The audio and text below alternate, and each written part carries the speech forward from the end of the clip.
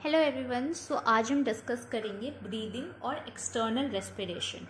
अब आपको पता है रेस्पिरेशन के अंदर दो टर्म्स आते हैं, इंस्पिरेशन एंड एक्सपिरेशन।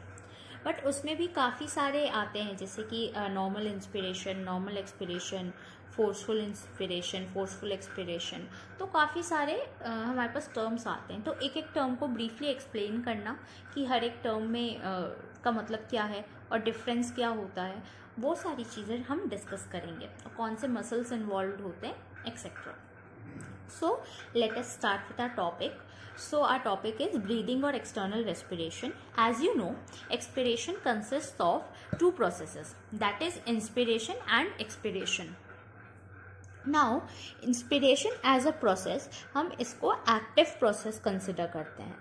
एक्टिव करते हैं क्योंकि इसमें एनर्जी यूज होती है और ये मतलब अगर हम इंस्पिरेशन को जब डिवाइड करेंगे नॉर्मल में और फोर्सफुल में, और एक्सपिरेशन को डिवाइड करेंगे नॉर्मल में और फोर्सफुल में, तो ऑब्वियसली ये एक्टिव एंड पैसिव कुछ हद तक चेंज होंगे.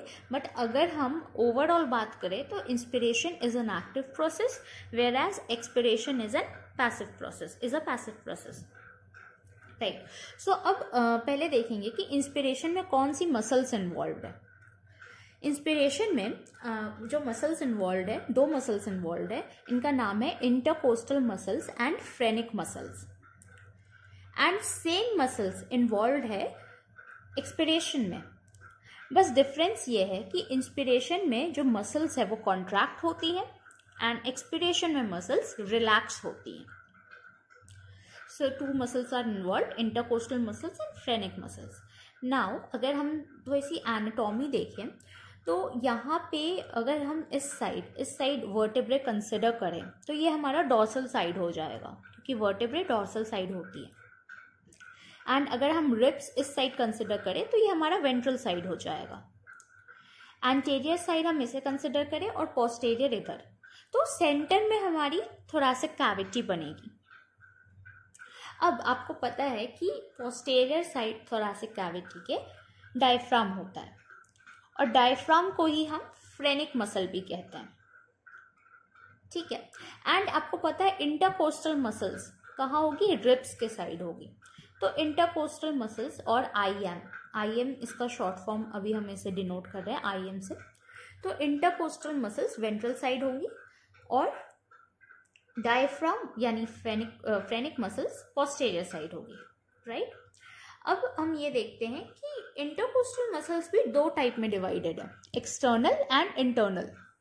Right. So external and internal में क्या है, एक्सटर्नल कॉन्ट्रैक्ट जब होगी तो रिब्स आउटवर्ड्स जाएगा.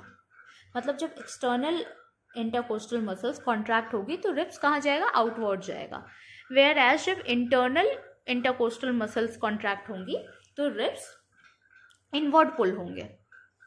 ठीक है. ये आपको डिफरेंस थोड़ा सा याद रखना है कि जब एक्सटर्नल वाली कॉन्ट्रैक्ट होगी तो रिब्स आउटवर्ड जाएंगे, इंटरनल वाली कॉन्ट्रैक्ट होगी तो रिब्स इनवर्ड आएंगे.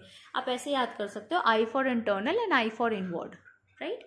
सो ये बेसिक हो गया. अब हम डिस्कस करते हैं कि normal inspiration and normal expiration में क्या डिफरेंसेस हैं. ओके. सो अब नॉर्मल इंस्पिरेशन, तो सबसे पहला डिफरेंस ये है कि नॉर्मल इंस्पिरेशन एक एक्टिव प्रोसेस है एंड नॉर्मल एक्सपिरेशन एक पैसिव प्रोसेस है. राइट. अब स्टार्ट कैसे होता है. नॉर्मल इंस्पिरेशन में पहले EIM एंड PM का कॉन्ट्रैक्शन होता है. आपको मैंने बताया था इंस्पिरेशन में कॉन्ट्रैक्शन होता है. EIM stands for external intercostal muscles and PM stands for phrenic muscles.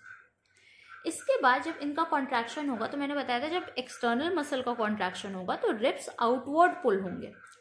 In the same way यहीं पे यही हो रहा है कि रिब्स आउटवर्ड पुल हो रहे हैं और डायफ्राम डाउनवर्ड पुल हो रहा है.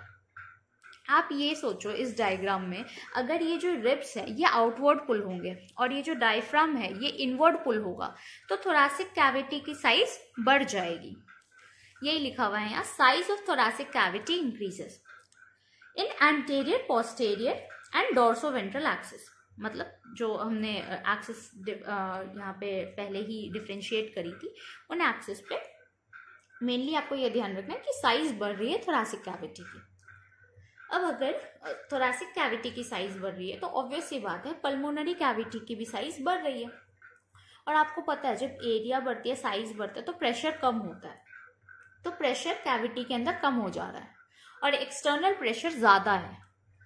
उस रीजन से एयर बाहर हाई प्रेशर है, तो air comes in from high pressure region to low pressure region, क्योंकि एयर हमेशा हाई टू लो जाती है और इस रीजन से बाहर से एयर लंग्स में आती है और नॉर्मल इंस्पिरेशन का प्रोसेस हो जाता है। ठीक है, अब हम नॉर्मल एक्सपिरेशन डिस्कस करते हैं। Normal expiration is a passive process.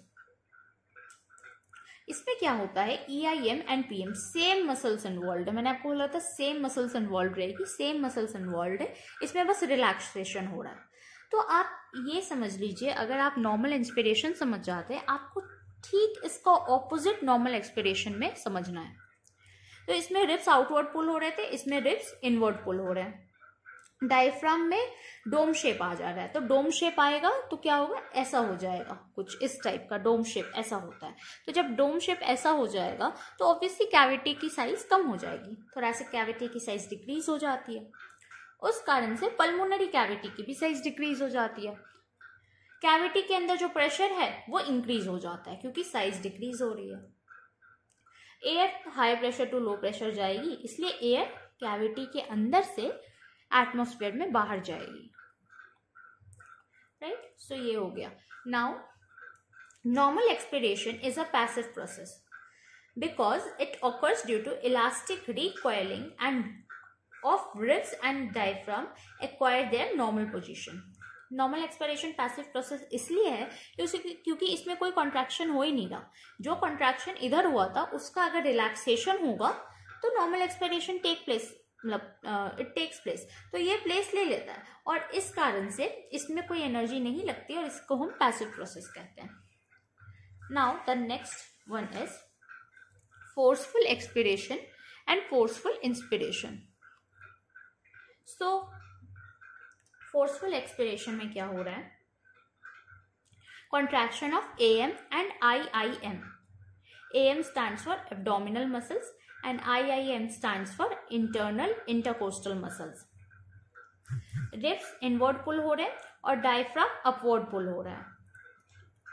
मैंने बताया था जब रिब्स इनवर्ड पुल होंगे तो कैविटी की साइज कम होगी और जैसे ही, और जब AM के कारण, ये IIM के कारण हो रहा है पुल इनवर्ड, और डायफ्राम अपवर्ड जा रहा है AM के कारण, that is abdominal muscle.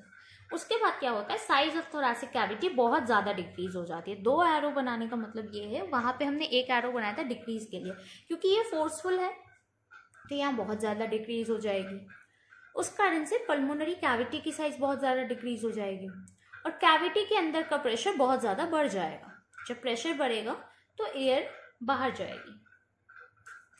Forceful inspiration में intensity of contraction of EIM and PM increases.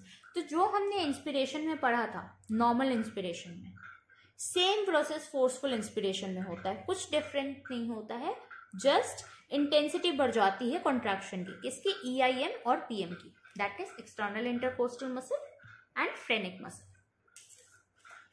Now इसके बाद मैंने एक टेबल बना ली है ताकि अगर क्विक रिविजन करना हो तो इजी हो।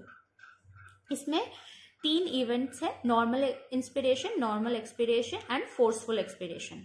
मैंने यहाँ फोर्सफुल इंस्पिरेशन इसलिए नहीं डाला है because forceful inspiration and normal inspiration are the same.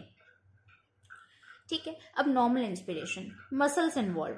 तो नॉर्मल इंस्पिरेशन में आपको पता कौन सी मसल्स लगती है, external intercostal muscles and phrenic muscles, contract होती है muscles. Then TC and PC. TC stands for thoracic cavity and PC stands for phrenic cavity. Size of thoracic cavity and phrenic cavity increases. और process कौन सा होता है, active. तो MCQs में basically या कॉन्सेप्ट बेस्ड में यही सारी चीजें आती है कि साइज इंक्रीज हो रहा है या कौन सी मसल्स इन्वॉल्व है किसी इवेंट में। सो क्विक रिविजन के लिए this would be beneficial. Normal expiration में EIM PM सेम मसल्स होती हैं, आपको पता है रिलैक्सेशन होता है, डिक्रीज हो जाएगा, पैसिव प्रोसेस है।